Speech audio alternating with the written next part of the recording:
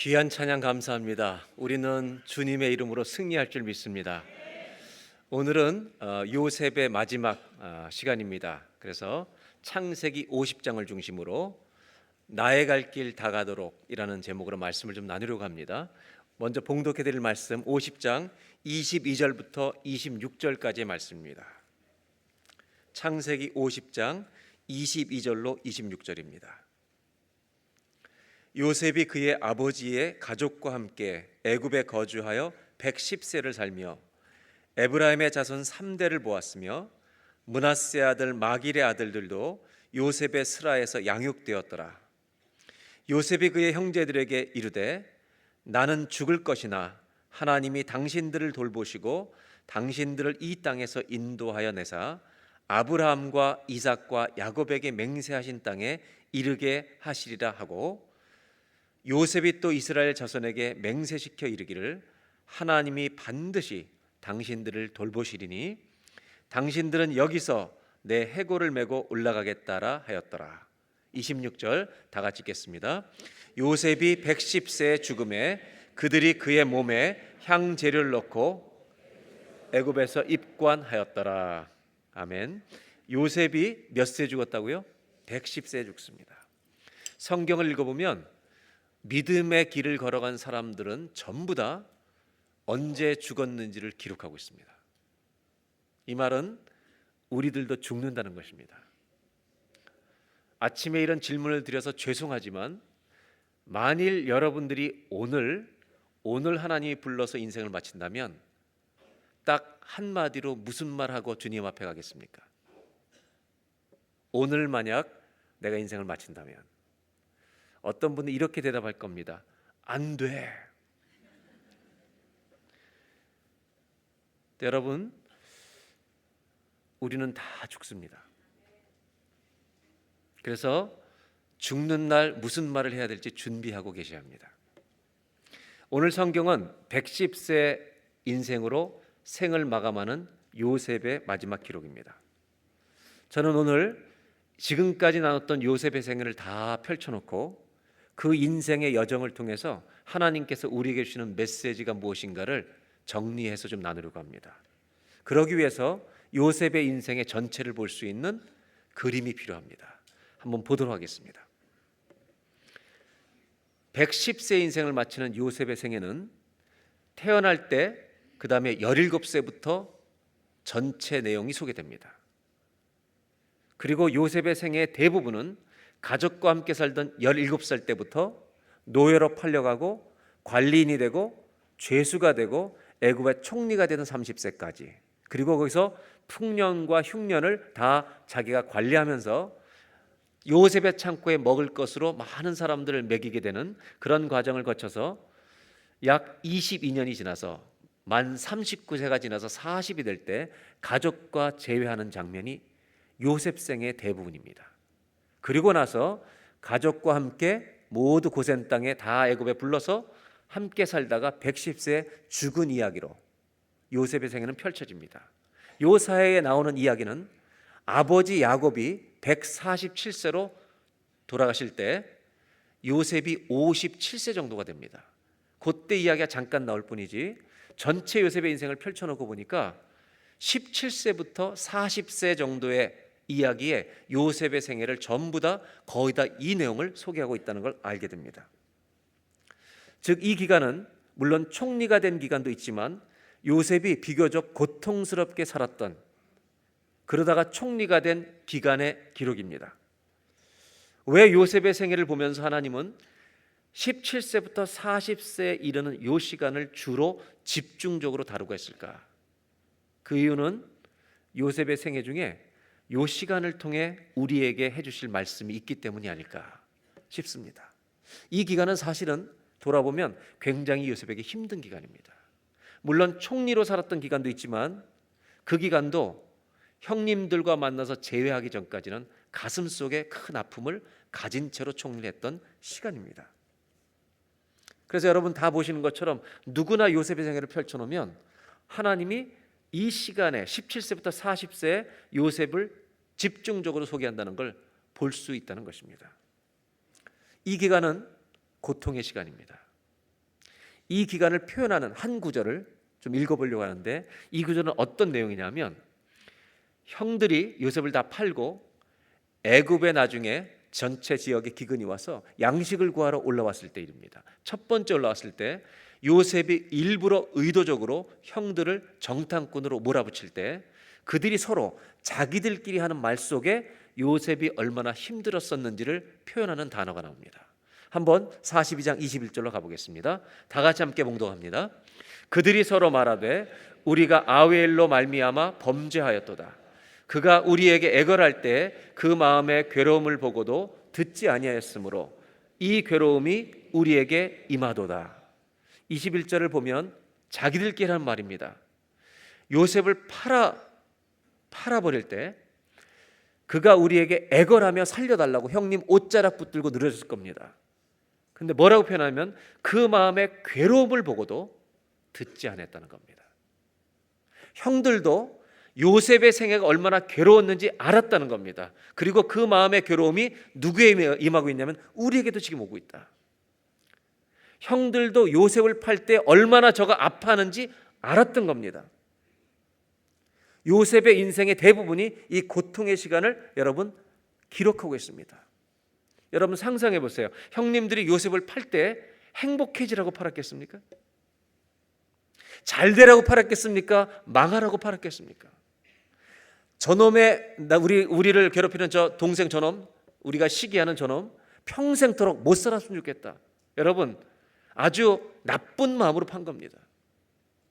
사람은 누군가를 괴롭힐 때 잘 되라고 괴롭히는 사람 없습니다. 못 되라고 괴롭히는 겁니다. 우리가 사람들에게 안 좋은 말을 할 때 잘 되라고 말하는 거 아닙니다. 우리가 부부싸움을 할 때 절대로 좋은 말 하지 못합니다. 여러분 부부싸움 할 때 혹시 이런 분 있어요? 아 제가 그렇게 한 겁니까? 그럼 자매님이 그렇게 하신 것입니까? 이렇게 절대 싸우지 않습니다. 부부싸움 할 때 완전히 저 사람의 마음을 아프게 하는 말을 하는 겁니다. 만약에 부부싸움 하실 때 제가 잘못한 것입니까? 이렇게 싸우는 분은요 바로 승천하시길 바랍니다. 그냥.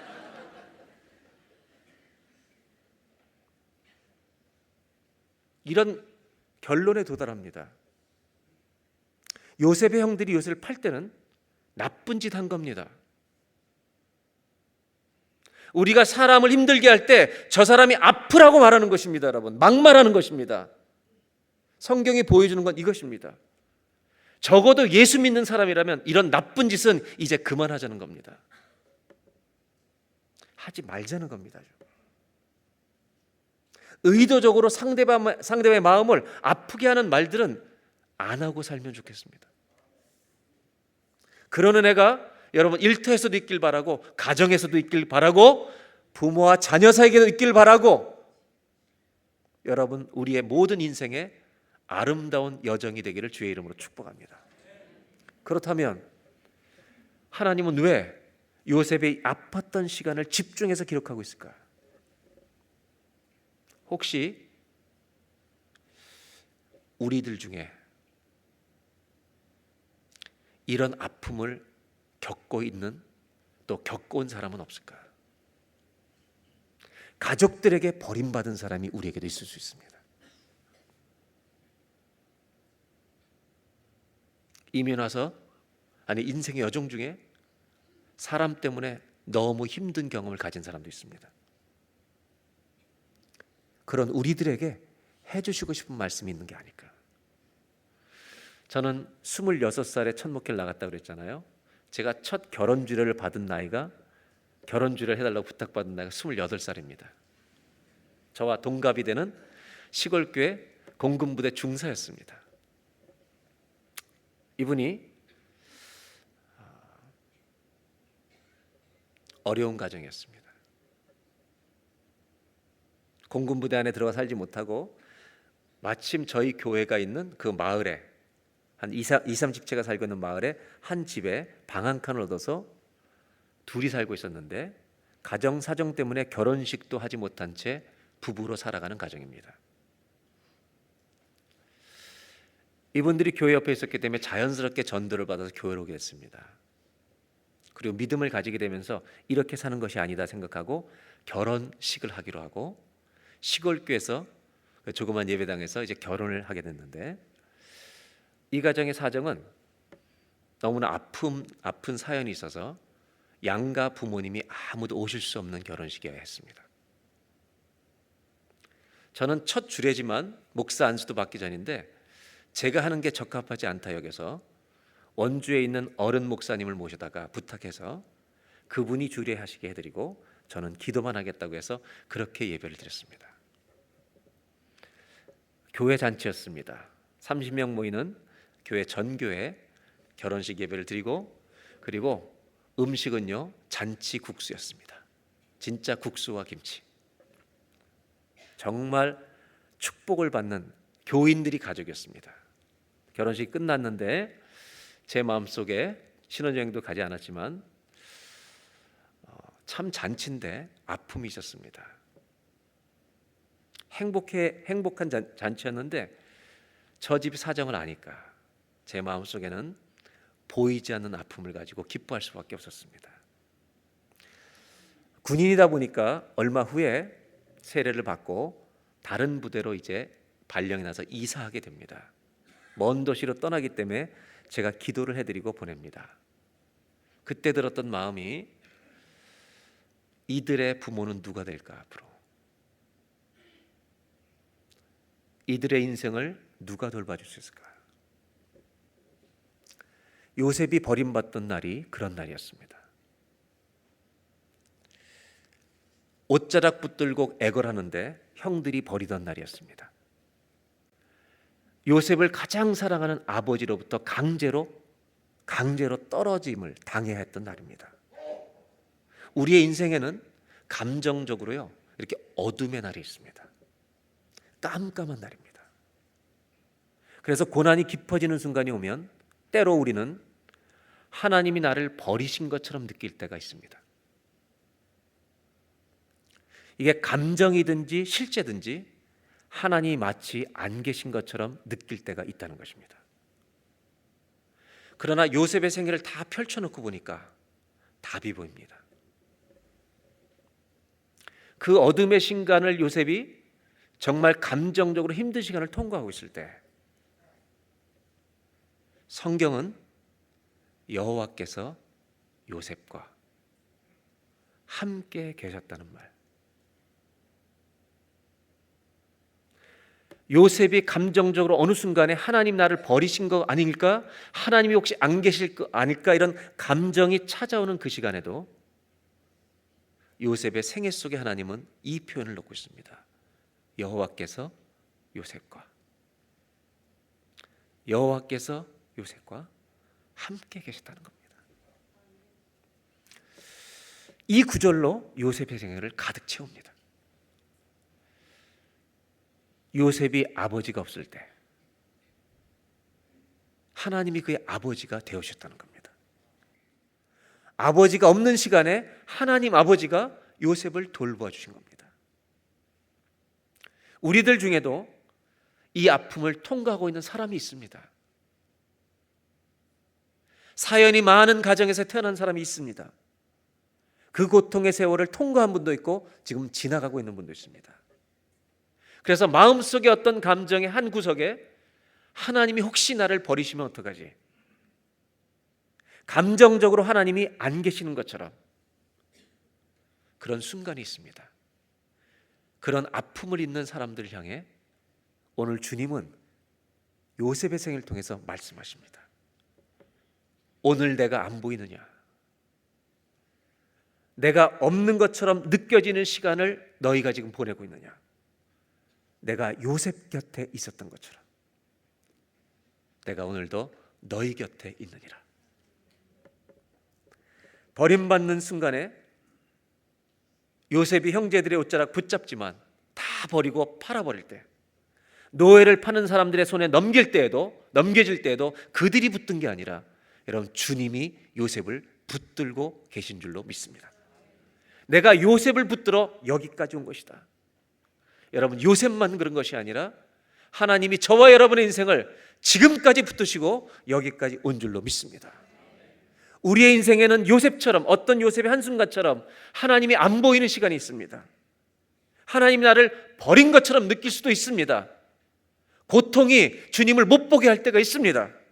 그러나 요셉의 생애를 통해, 그의 인생을 통해 하나님은 오늘 크게 말씀하십니다. 내가 너 붙들고 있다. 네가 나를 못 볼 때에도 나는 너를 붙들고 있다.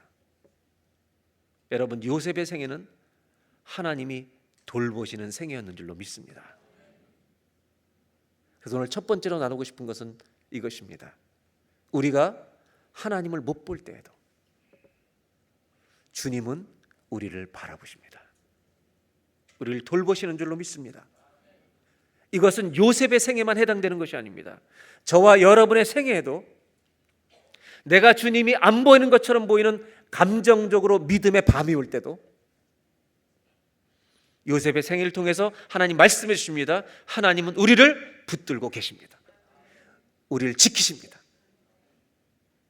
찬송 중에 이 찬송 하나가 있습니다.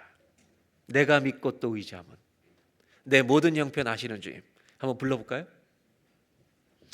찬송 부르고 설교하겠습니다.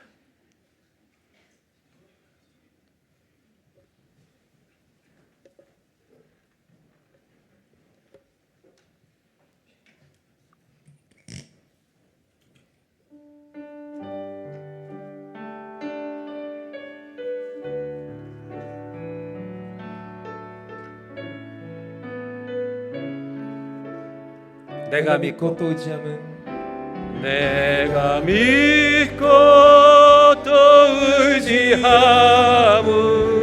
내 모든 형편 아시는 주님 늘 보호해 주실 것을 나는 확실히.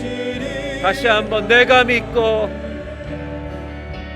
내가 믿고 또 의지함은 내 모든 형편 아시는 주님 늘 보호해 주실 것을 나는 확실히.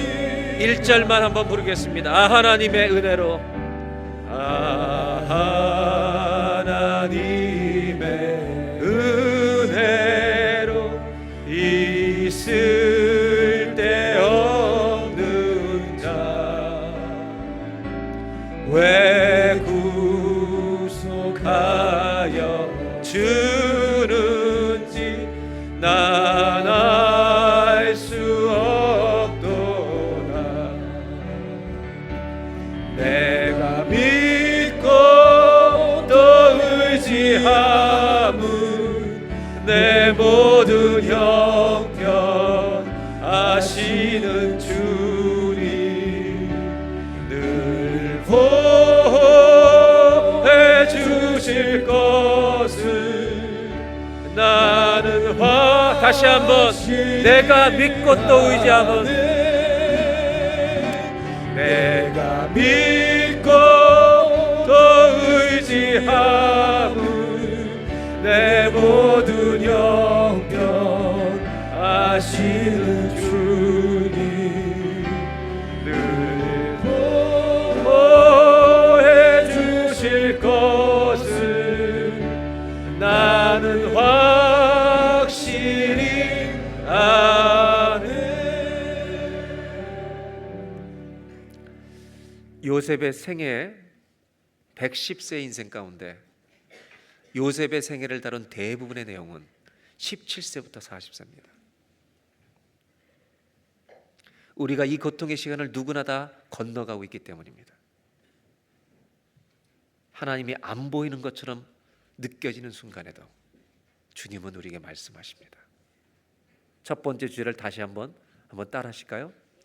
우리가 하나님을 못 볼 때에도 주님은 우리를 바라보십니다. 돌보십니다.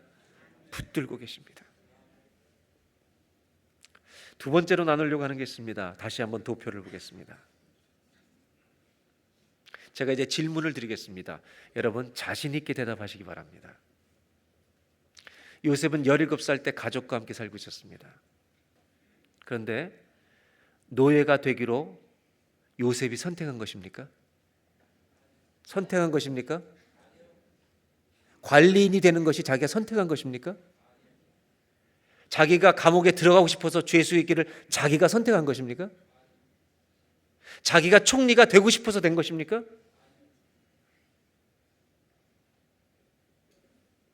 요셉이 선택한 것은 하나도 없습니다. 전부 다 주어진 것입니다. 자기 뜻대로 된 것이 없습니다.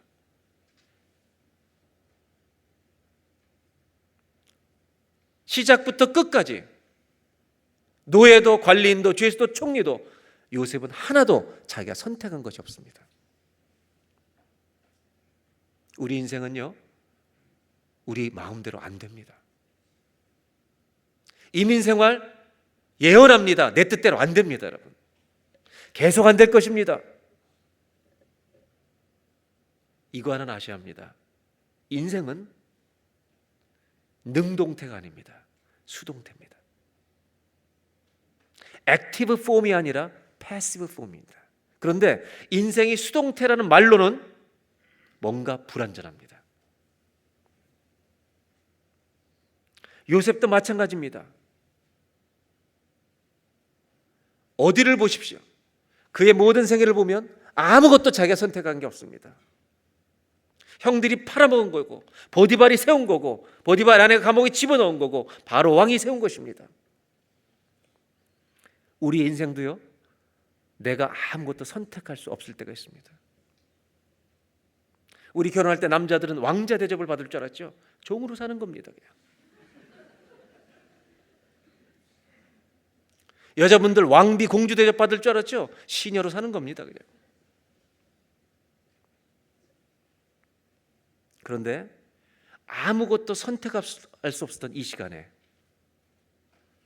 요셉은 한 가지는 선택할 수 있었습니다. 자기는 어떤 사람이 될지 뭐가 될지 선택할 수 없었습니다. 우리도 똑같습니다. 우리도 요셉처럼 한 가지는 선택할 수 있습니다. 하나님을 선택한 것입니다. 내 인생이 팔려도 감옥에 들어가도 하나님만은 믿기로 그는 선택한 것입니다. 이것이 요셉의 인생의 전체 그림입니다. 아무것도 선택할 수 없었기 때문에 요셉은 그분을 의지하기로 결정합니다. 하나님은 요셉의 모든 것이 되어주십니다. 요셉은 감옥에 갇혀 있었지만 갇혀 있었던 것이 아닙니다. 사람들의 묶임에 갇혀 있지 않았습니다. 그는 노예로 팔려갈 때부터, 관리인이 될 때부터, 감옥에 들어갈 때부터 하나님을 선택했기 때문에 하나님은 그에게 총리의 길을, 세마포옷을 입혀줄 길을 주님은 준비하고 그리고 데려가시는 것입니다. 어쩌면 그는 팔려가는 때부터 이미 세마포옷을 입으러 가는 길이었던 것입니다. 여러분, 우리는 다 총리가 될 필요 없습니다. 요셉처럼 성공할 필요 없습니다. 성공할 수도 없습니다. 그러나 한 가지는 할 수 있습니다. 주님을 선택할 수는 있습니다. 주님을 내 평생 신뢰할 뿐으로 내가 믿는 것을 선택할 수는 있습니다. 그럼 그분이 우리를 인도하십니다. 그래서 요셉의 생애를 펼쳐놓고 보면 고백이 나옵니다.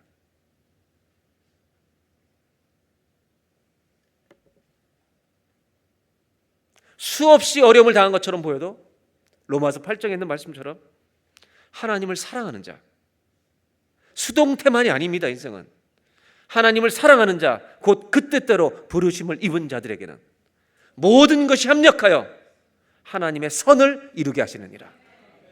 여러분, 수동태인 것처럼 보이지만 하나님을 선택한 사람, 믿음의 길을 가는 사람은요, 하나님이 그 사람을 인도해 가십니다. 다시 한번 덧펴보겠습니다. 아무것도 선택한 것처럼 안 보입니다. 선택할 수 없었습니다. 그런데 펼쳐놓고 보니까 하나님이 요셉을 인도해 가신 것이 보이는 겁니다. 이것이 요셉의 인생만이겠습니까? 저와 여러분의 인생을 직선으로 그려놓고 한번 그래프를 만들어 보십시오. 저와 여러분의 인생도 하나님이 인도하고 계시는 줄로 믿습니다. 저는 이 도표를 보면서 오늘 말씀드리고 싶은 게 있습니다. 절대로 형들이 팔아먹은 상처가 이기지 못합니다. 하나님의 은혜가 이기는 것입니다. 사람의 말이 이기지 못합니다. 주님의 말씀이 이기는 것입니다. 사람의 악한 꾀가 이기지 못합니다. 하나님의 계획이 이깁니다. 나를 가두는 감옥문이 이기는 게 아닙니다. 하나님이 열어주시는 길이 이깁니다. 그래서 시편에 107편에 이렇게 말씀하십니다. 하나님이 논문을 깨뜨리시며 쇠 빗장을 꺾으심이로다. 요셉의 쇠 빗장을 꺾으신 것입니다. 왜 이런 일이 일어납니까? 우리가 선택한 하나님, 우리가 믿는 그 하나님은 사랑이 신실하시기 때문입니다. 우리를 신실하게 사랑하시기 때문입니다. 그래서 그분을 택한 사람들 절대로 지지 않습니다. 지는 것처럼 보여도 하나님이 이기게 하실 줄로 믿습니다. 그래서 여러분 찬양 중에 이런 게 있잖아요. 우리에게 향하신 여호와의 인자하심이. 목소리만 한번 불러볼까요? 반주가 나오면 할 수 없고.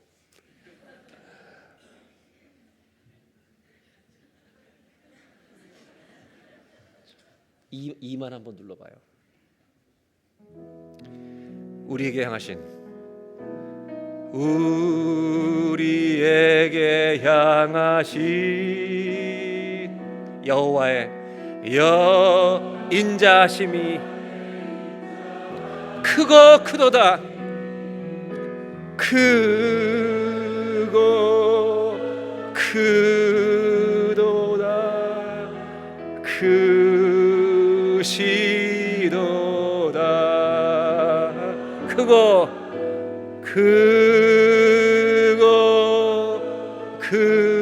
크도다. 크시도. 우리에게 향하신, 우리에게 향하신 여호와의 신실하심이, 여호와의 신실하 영원 영원하신.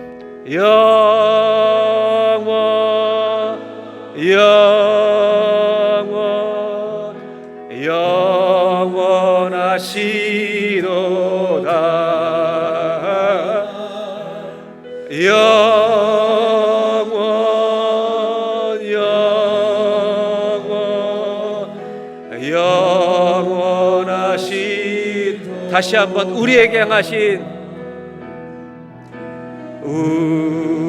우리에게 향하신 여호와의 인자하심이, 여호와의 인자하심이 크고 크도다. 크시도다.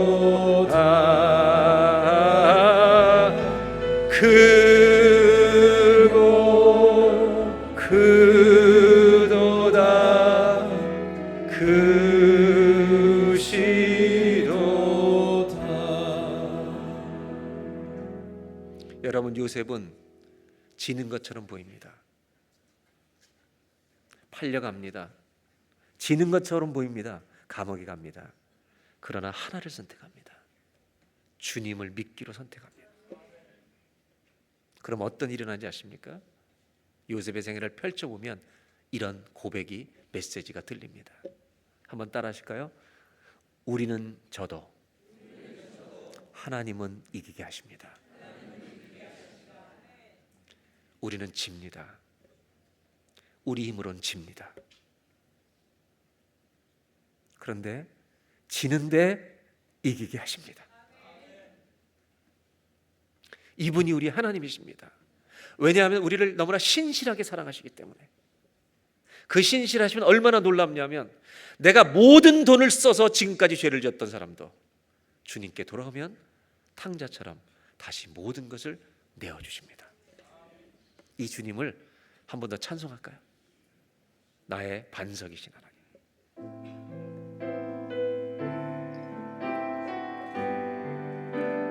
반석이신 나의 반석이신 하나님 행하신 모든 것 완전하시니 나의 생명 되신 나의 생명 되신 하나님 내게 행하신 이 찬양합니다. 신실하신 하나님 신실하신 하나님 실수가 없으신 좋으신 나의 주 신실하신 하나님 실수가 없으신 좋으신 신실하신 하나님 신실하신 하나님 실수가 없으신 좋으신 나의 주 신실하신 하나님 실수가 없으신 좋으신 한 번 더 신실하신 하나님 신실하신 하나님 실수가 없으신 좋으신 나의 주 신실하신 하나님 실수가 없으신 좋으신 나의 주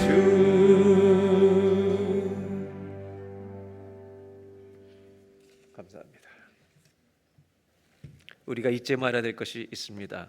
요셉의 생애를 보면서 우리가 많이 집니다. 상황을 우리 힘으로 이기지 못할 때가 너무 많습니다. 주님이 요셉의 생애를 펼쳐놓고 우리에게 말씀하십니다. 너희가 져도 내가 이기게 한다. 이 은혜가 이 말씀이 오늘 우리 가슴 속에 새겨져 있기를 주의 이름으로 축원합니다. 마지막으로 요셉의 인생을 정리하면서 나누고자 하는 말씀이 있습니다. 요셉의 인생에 6번째 흘리는 눈물이 있습니다. 그것은 아버지가 돌아가신 다음입니다. 아버지가 돌아가신 다음에 형제들이 두려워합니다.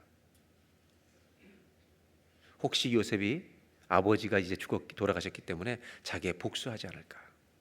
이것이 50장 14절로 17절에 나오는 말씀입니다. 요셉이 아버지를 장사한 후에 자기 형제와 호상꾼과 함께 애굽으로 돌아왔더라. 15절 요셉의 형제들이 그들의 아버지가 죽었음을 보고 말하되 요셉이 혹시 우리를 미워하여 우리가 그에게 행한 모든 악을 다 갚지나 아니할까 두려워합니다. 그리고 16절에 요셉에게 말을 전하 이르되 당신의 아버지가 돌아가시기 전에 명령하여 이르시기를 이렇게 부탁한 적 없습니다. 형들이 무서워서 말을 꾸미는 겁니다. 17절 다 같이 읽겠습니다. 너희는 이같이 요셉에게 이르라 내 형들이 내게 악을 행하였을지라도 이제 바라건대 그들의 허물과 죄를 용서하라 하셨나니 당신 아버지 하나님 종들인 우리 죄를 이제 용서하소서. 요셉이 그들이 그에게 하는 말을 들을 때 울었더라. 여러분 요셉은요 형들이 이 말하는 걸 듣고 너무 가슴이 아팠습니다. 다 주는데도 믿음으로 받질 못합니다. 성경이 보여주는 게 있습니다. 사람은 인간관계에서 죄를 지면 추해지게 되어 있습니다. 죄를 지면요 비굴해지는 것입니다.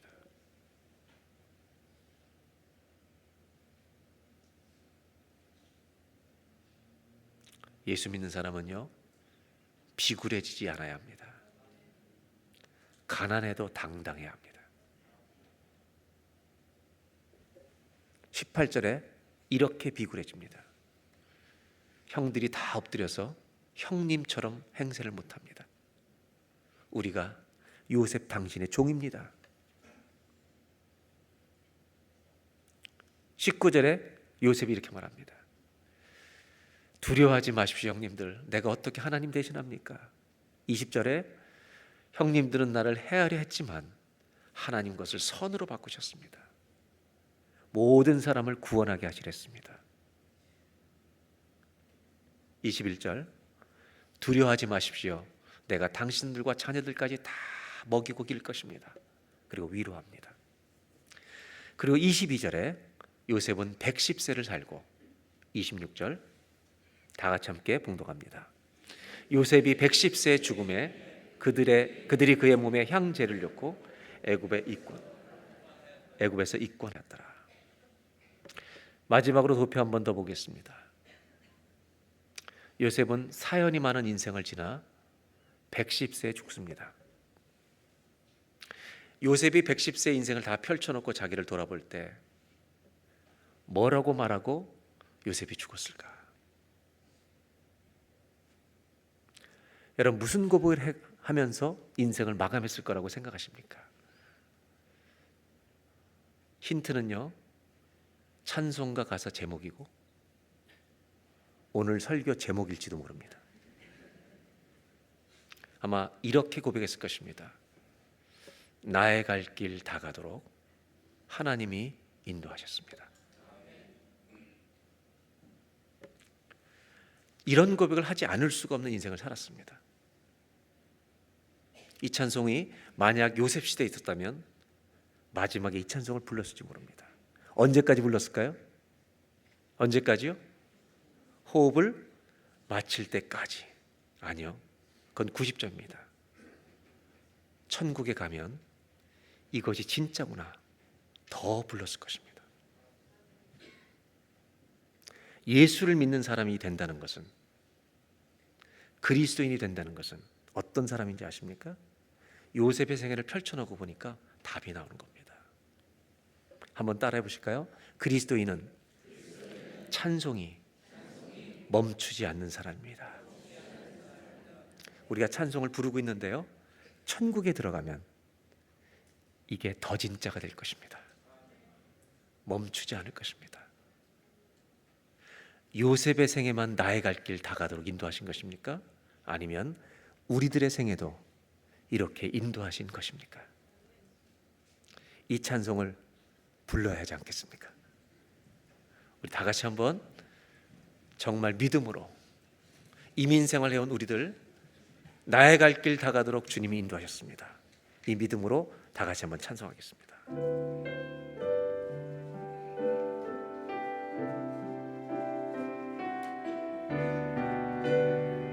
나의 갈 길 다 가도록 나의 갈 길 다 가도록 예수 인도하시니 내 주 안에 있는 긍휼 어찌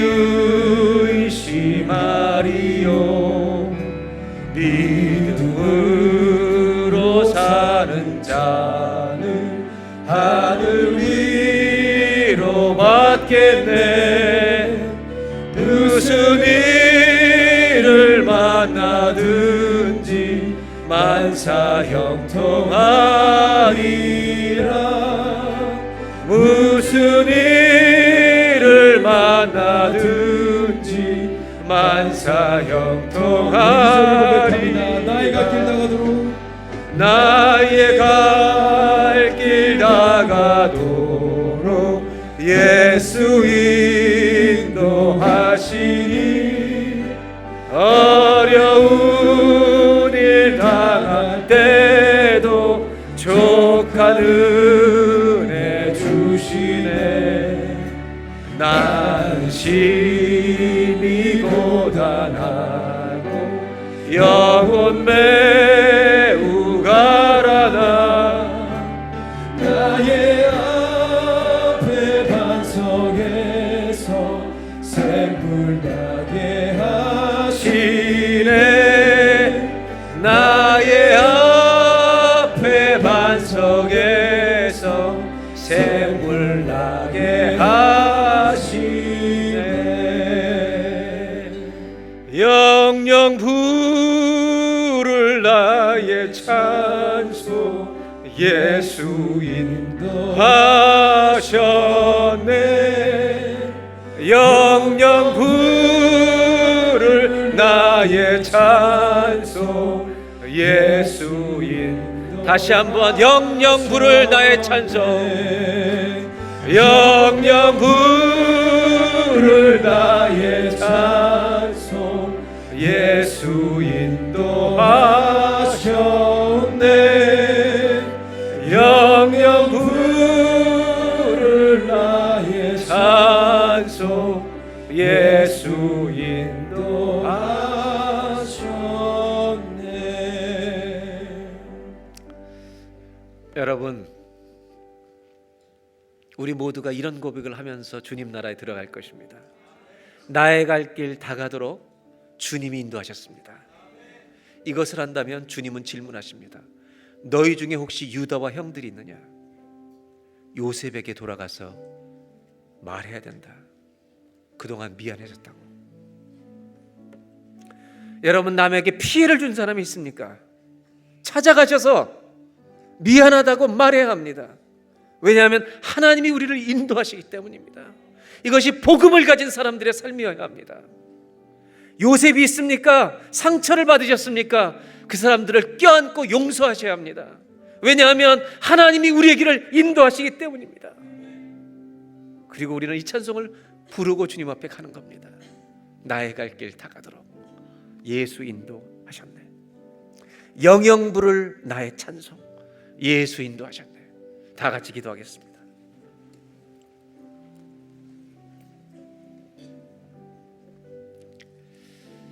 믿음의 어두운 밤을 지나고 있는 분이 있습니까? 감정이지만 순간이지만 하나님이 안 계신 것처럼 느낀 분이 있습니까? 요셉의 생애를 통해 주님 말씀하십니다. 너는 나를 볼 수 없어. 네가 나를 보지 못할 때에도 나는 너를 보고 있다. 나는 너를 붙들고 있다. 나는 너를 돌보고 있다. 요셉을 그렇게 내가 인생을 인도했다. 여호와께서 요셉과 함께 계심으로. 우리가 많이 집니다. 내 힘으로는 집니다. 지는 것처럼 보입니다. 그러나 우리는 하나님을 선택하면 하나님은 이기게 하십니다. 찬송은 끝나는 게 아닙니다. 천국에 가면 이 찬송이 얼마나 놀라운 것인지를 더 부르게 될 줄로 믿습니다. 이 시간 다 같이 기도합니다. 여러분, 혹시 유다와 형들의 자리에 있다면 찾아가셔야 합니다. 미안했다고. 내가 요셉이었다면 괜찮다고 껴안아 주어야 합니다. 다 같이 기도합니다. 하나님, 내가 주님께서 인도하시는 삶임을 믿습니다. 주님만을 선택합니다. 내가 지지만 이기게 하여 주시옵소서. 내 입에서 나의 갈 길 다가도록 예수 인도하셨습니다. 이 고백이 우리 가슴에 찬송되게 하여 주옵소서. 다 같이 한번 주여 한번 부르고 기도하겠습니다. 주여! 하나님, 이 시간에 기도합니다. 우리의 인생은 누가 인도하신 것입니까? 아버지, 내 인생은 누가 인도한 것입니까? 요셉은 선택한 것이 없습니다. 팔린 것입니다. 거절을 할 수가 없습니다. 형들이 힘으로 밀어붙였습니다. 노예가 되어버렸습니다. 관리인이 되는 것도 자기 한 거 아닙니다. 감옥에 들어간 것도 자기의 선택이 아닙니다. 총리가 된 것도 자기의 선택이 아닙니다. 내 인생은 내 뜻대로 되는 것이 없습니다. 하나님, 그러나 하나님을 사랑하는 자, 하나님을 믿는 자, 하나님을 선택하는 자, 그 뜻대로 부르심을 입은 자들에게 모든 것이 합력하여 선을 이루게 하십니다. 하나님이 우리 인생을 인도하십니다. 우리의 걸음을 인도하십니다. 하나님, 우리는 지지만 주님이 이기십니다. 이 은혜를 아는 자가 되게 하여 주시옵소서.